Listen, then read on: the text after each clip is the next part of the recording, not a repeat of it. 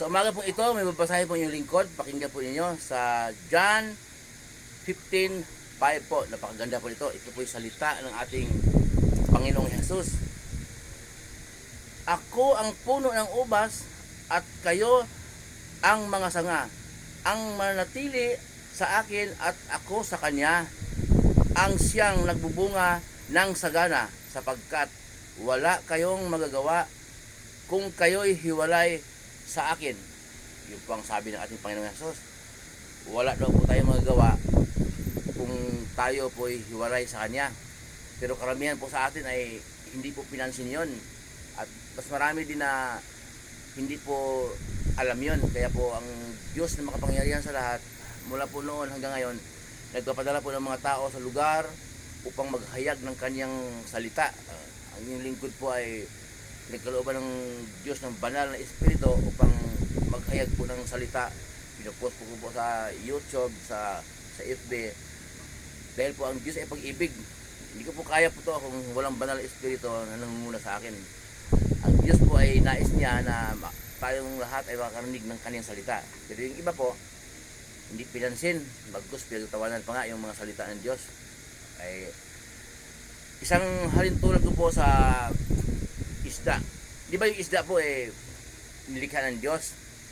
Ang tubig naman na tahanan ng isda ay ang Diyos din po ang naglikha. Kapag ang isda po ay hiwalay sa tubig, wala po siyang magagawa kung hindi mamamatay. May mga isda din naman po na tumatagal, gaya ng tilapia, hito, bulig, pero malaunan mamamatay din. So wala talagang magagawa ang isda kung hiwalay sa tubig.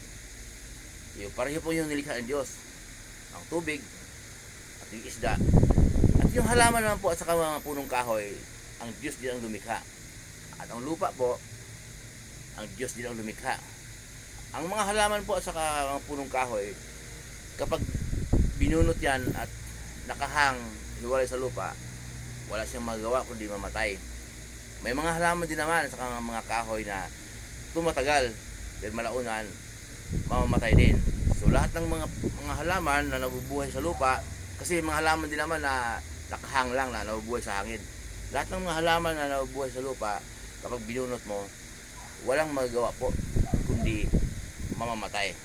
So tayo naman pong tao, sa bilasan ng lingkod, wala po tayong magagawa kung tayo hiwalay kay Jesus. Kasi po, ang ating Panginoong Jesus ay Diyos anak.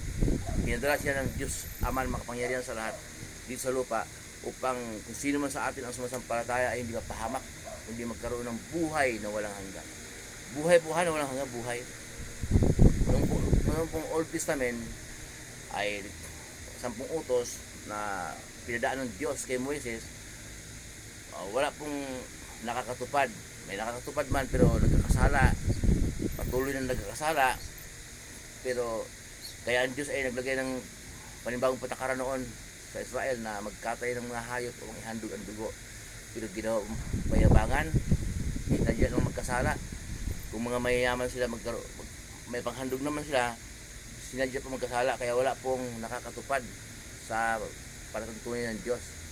Kaya ngayon po pinadala ng Diyos Ama ang kanyang anak upang kung sino man ang sumasampalataya kay Jesus, hindi mapahamak kundi magkaroon ng buhay na walang hanggan. Yan po ang sabi ng Diyos Ama, tinig po mula sa langit. Sa Mateo 17:5, ito ang minamahal kong anak na lubos kong kinalulugdan, pakinggan ninyo siya.